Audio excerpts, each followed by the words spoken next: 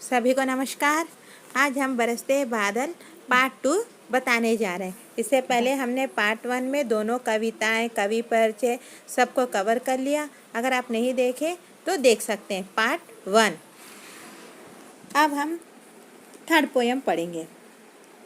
रिमझिम क्या कुछ कहते बूंदों के स्वर, रोम सिहर उठते छूते वे भीतर अंतर। धाराओं पर धाराएं झरती धरती पर, रज के कण कण में तृण को पुलका वली भर। अब इनके मीनिंग बता देते हैं हम। रिम झिम इसका अर्थ होता है छोटी छोटी बूंदे पड़ना, छोटी छोटी बूंदे पड़ना। रिम झिम। बूंदे ड्रॉप्स, रेन ड्रॉप्स। स्वर आवाज, स्वर आवाज। रोम बाल, जो हमारे हाथ में जो हेयर होते हैं छोटे छोटे हेयर, उसको कहते हैं रोम बाल। सिहर उठना, रोमांच होना, सिहर उठना रोमांच होना। भीतर, भीतर का अर्थ होता है अंदर, भीतर अंदर। और यहाँ का लिखा ये अंतर है, अंदर नहीं, ये अंतर। अंतर मतलब डिफरेंस, भेद। अंतर का अर्थ होता है भेद, डिफरेंस। तृण, तृण का अर्थ होता है घास, तृण घास, ग्रास। रजकण, रजकण का अर्थ होता है मिट्टी, रजकण मिट्टी, धूल, डस्ट, इन सबको कहते हैं। थर जमीन, थर का अर्थ जमीन। अब हमने इन सब के मीनिंग बता दिए हैं। अब इसका भावार्थ भी बता देंगे। भावार्थ भी सुन लो। यहाँ कने कवि जी कहते हैं कि वर्षा किस प्रकार हो रही है और इसके सौंदर्य के बारे में वर्णन करते हैं कि वर्षा की बूंदें रिम झिम आवाज करती हुई, ध्वनि करती हुई बरस रहे हैं, जिसका स्पर्श हमारे हृदय के अंदर तक जाकर छूने से हमारे रोम क्या हो रहे हैं, रोम मतलब हमारे हाथों के जो रहने वाले बाल होते हैं वो हमारे रोम सिहर उठते हैं। वर्षा की धाराएं धरती पर झरने लगती हैं और इसके कारण मिट्टी के हर एक छोटे छोटे कण में कोमल कोमल जो अंकुर होते हैं वो फूटते हैं। मतलब जो गर्मी के ऋतु में या कभी भी बर्ड्स पेड़ों पर से जो फल खाते हैं, फल खाने के बाद वो जो सीड्स नीचे गिर जाते हैं, वो नीचे गिरने वाले सीड्स धूल से, मिट्टी से क्या होते हैं, ढक जाते हैं। वर्षा की पहली बूंद उन बीजों पर गिरने से जहाँ तहाँ हरे भरे छोटे छोटे अंकुर निकल आते हैं। इसका भावार्थ यही है। अब हम फोर्थ वाला पढ़ लेते हैं, लास्ट वाला है। पकड़ वारी की धार झूलता है मेरा मन, आओ रे सब मुझे घेर कर गाओ सावन। इंद्रधनुष के झूले में झूले मिल सब जन, फिर आए जीवन में सावन मन भावन। अब हम इसका मीनिंग बता देते हैं। पकड़, ये जो पकड़ होता है चंगुल में लेना, पकड़ना मतलब अपने हाथों में लेना, अपने चंगुल में लेना, पकड़। वारी, वारी का अर्थ होता है यहाँ पानी। झूलना, पेंग लेना, टू स्विंग अम्मा, झूला అంటే झूलना, स्विंग। मन हृदय, मन हृदय। घेरना, घेरना मतलब चारों तरफ से फैल जाना, मेरे को घेर कर मतलब सराउंडिंग, चारों तरफ से मुझे घेर कर। सावन, श्रावण। अम्मा ये जो सावन है आपका, ये तद्भव शब्द है, इसका तत्सम होगा श्रावण, ये वाला श्रावण होगा जो बहुत इम्पोर्टेंट है। सावन का श्रावण, ये तत्सम होगा श्रावण और ये सावन होगा तद्भव।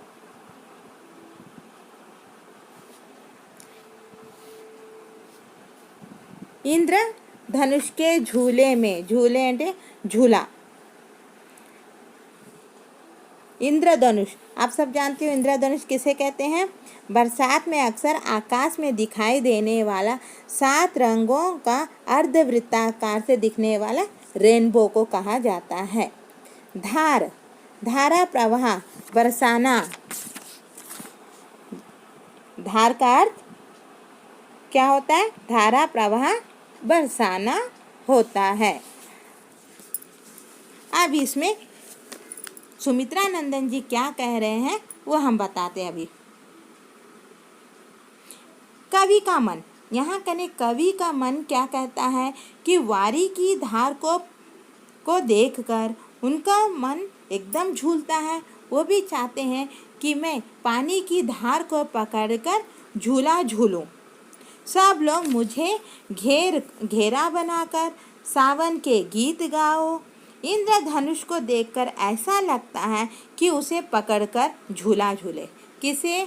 इंद्रधनुष को देखकर उन्हें लगता है कि वो झूला झूले इंद्रधनुष को पकड़कर। इसलिए हमारे जीवन में बार बार सावन के महीने को आने के लिए बार बार न्योता देते हैं। सावन मन को भाने वाला होता है, सबको पसंदीदा मौसम होता है श्रावण का मास। तो यहाँ कनि कवि जी कहते हैं कि पकड़ वारी की धार झूलता है मेरा मन। कवि का मन किसको? वारी की धार मतलब पानी की धार को पकड़कर झूलता है। और वो कहते हैं कि मुझे सब लोग घेर लो, मेरे चारों तरफ सब लोग मुझे घेर लो और सावन के गीत गाओ। इंद्रधनुष के झूले में झूले मिल सब जन, सब लोग मिलकर इंद्रधनुष के, वो उनकी सिर्फ ऊहा और कल्पना पर ही है, वास्तविकता में ऐसी होती नहीं है। इंद्रधनुष को देखकर ऐसा लगता है कि उसे पकड़कर झूला झूले।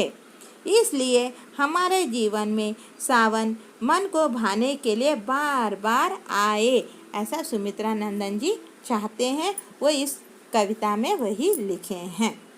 यहाँ तक लेसन कंप्लीट हो गया है। अब हम इस लेसन में रहने वाले जो ग्रामर पॉइंट्स हैं उसको भी हम कवर कर लेते हैं।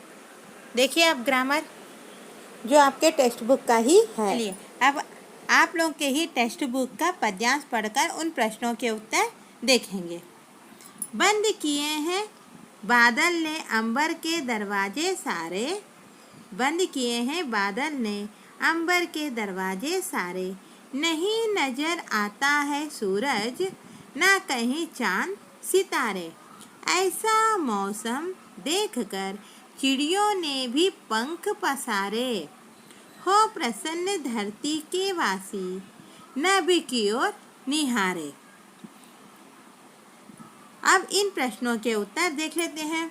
किसने अंबर के दरवाजे बंद कर दिए हैं? किसने? बादल ने। किसने? बादल ने अंबर के दरवाजे बंद कर दिए हैं। और सेकंड क्वेश्चन, इस कविता का विषय क्या है? तो किन किन बारे में, किस किस के बारे में बताया जा रहा है? देख लीजिए यहाँ कने आपको बादल प्रकृति है, सूरज, चांद, सितारे, मौसम, सीजन, चिड़िया, बर्ड्स, धरती, अर्थ, नभ, आकाश, स्काई, मतलब पूरा नेचर के बारे में यहाँ बता दिया है। तो सेकंड क्वेश्चन का आंसर होगा इस कविता का विषय क्या है? तो इस कविता का विषय प्रकृति है। का विषय है प्रकृति, यही इसका आंसर होगा। अब देख लीजिए हम भाषा की बात देख लेते हैं। अब भाषा की बात, तो भाषा की बात में है तरु, गगन, घन। तरु, गगन, घन। तरु, ये जो तरु है इसका अर्थ होता है पेड़, पादप, पादप, पादप। अब वृक्ष भी लिख सकते हैं, वृक्ष। पेड़ का पर्यायवाची शब्द हो गया है पेड़ का, तरु का पर्यायवाची शब्द हो गया पेड़, पादप और वृक्ष। अब हम देख लेते हैं गगन। गगन का अर्थ होता है स्काई, आकाश। तो हम इसका लिख लेंगे आकाश।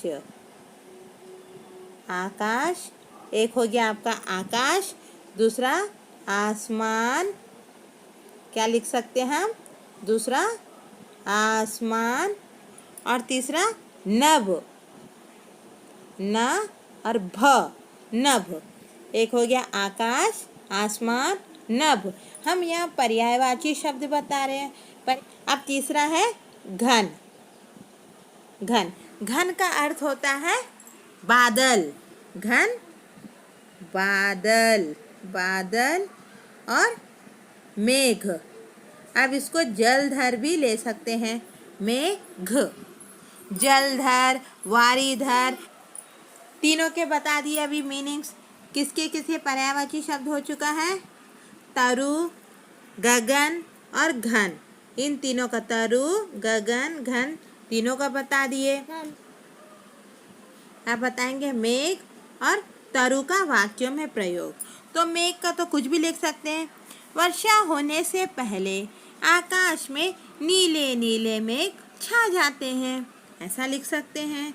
नहीं तो मेघों से बारिश होती है, ऐसे लिख सकते हैं। कुछ भी लिख सकते हैं, बस मेघ वाला वर्ड वहाँ आ जाए। तरु, तरुओं का अर्थ क्या होता है? पेड़। तरु अभी हमने देखा पेड़, तो क्या तरुओं से प्राणवायु मिलता है, सिंपल सा। तरु, तरुओं से हमें प्राणवायु, प्राणवायु मतलब ऑक्सीजन, ऑक्सीजन मिलता है, ऐसे लिख सकते हैं हम। हो गया ओन सेंटेंस। अब इसके बाद हम देख लेते हैं इन्हें समझिए और सूचना के अनुसार लिखिए। ईबिट, ईबिट क्या है? इन्हें समझिए और सूचना के अनुसार कीजिए। बादल बरसते हैं, बादल बरसते हैं। रेखांकित शब्द का पद परिचय क्या है? पद का परिचय अर्थात हम इसका पद परिचय कैसे देंगे? ये जो बादल आपका अंडरलाइन किया है, बादल, तो बादल का पद परिचय कैसे दिया जाता है? बादल क्या है? संज्ञा है, सर्वनाम है, विशेषण है, क्रिया है, या क्या चीज़ है? क्रिया विशेषण जो है वो बताना। उसके बाद वो एक वचन है या बहुवचन है, स्त्रीलिंग है या पुल्लिंग है, ऐसे सब बताना पड़ता है। तो बादल क्या है? संज्ञा। आपका बादल संज्ञा है। अब बताइए बादल क्या एक वचन है, बहुवचन है? बादल बहुवचन है। तो अब इसको हम कैसे लिखते हैं? बादल को पहले तो ये है हो गया संज्ञा, संज्ञा, उसके बाद कॉमा कर दोगे, कॉमा करने के बाद संज्ञा। अब वो एक वचन है, बहुवचन है? बादल तो बहुत होते हैं, तो बादल हुआ यहाँ बहुवचन। या संज्ञा के बाद कॉमा डाले, फिर यहाँ लिखोगे बहुवचन, बहुवचन लिख दिए। उसके बाद फिर कॉमा डालो। अब ये लिखो कि वो स्त्रीलिंग है या पुल्लिंग है? स्त्रीलिंग है या पुल्लिंग? तो बादल क्या है? पुल्लिंग है। तो यहाँ आप लिखोगे संज्ञा कॉमा बहुवचन कॉमा, अब यहाँ लिखोगे पुल्लिंग। कौन सी लिंग है वो? पुल्लिंग है। तो ऐसे, तो आपका बादल का पद परिचय हो गया। बादल क्या है? संज्ञा है, बहुवचन है और पुल्लिंग है। अब उसके बाद हम नीचे देख लेते हैं। ये पेड़ पौधे, पशु पक्षी, इनका समास पहचानना है। समास पेड़ पौधे पशु पक्षी, जब ऐसा होता है हम आपको नेक्स्ट क्लासेस में, अगर आप लोग डिमांड करोगे, मांगोगे, तो हम नेक्स्ट लेसन में पूरी समास को डिटेल में बता देंगे। तो पेड़ पौधे, पेड़ पौधे ये हो गया आपका द्वंद्व समास, पेड़ और पौधे। इस डैश जहाँ बीच में दिया वहाँ आप लिखोगे पेड़ और, ऐसे और लिख देना, पेड़ और पौधे। पशु सेकंड वाला है पशु पक्षी, पशु और पक्षी। तो ये पेड़ पौधे, पशु पक्षी दोनों बन जाएंगे द्वंद्व समास। कौन से समास? दोनों द्वंद्व समास है। अब चलिए नीचे देख लेते हैं। शब्दों के संक्षेप में लिखना। भाने वाला मतलब यहाँ देखो कितने शब्द आ गए हैं। मन को, भाने वाला, ऐसे जो आपको 3-4 जो शब्द आ गए हैं, उन शब्दों को मिलाकर एक छोटा शब्द बनाना, जिसे हम कहते हैं अनेक शब्दों के लिए एक शब्द, ऐसा भी कहते हैं। तो हम छोटा करके लिखना, बड़े वर्ड्स को छोटा करके लिखना। तब ये क्या है? मन को भाने वाला। तो हम इसको लिख सकते हैं छोटा करके, मन भावन। मन भावन। बड़े शब्दों को छोटा करके एक शब्द बनाना। मन को भाने वाला, मन भावन। सेकंड हो गया है मन को मोहने वाला, मन मोहन। लिख दोगे एज इट इज, मन मोहन। मन को भाने वाला मन भावन और मन को मोहने वाला मन मोहन। यहाँ तक आपकी भाषा की बात भी क्लियर हो चुकी है। देखो बच्चों, अगर आपको हमारी लेसन अच्छी लगी, पसंद आए तो लाइक कीजिए, सब्सक्राइब कीजिए।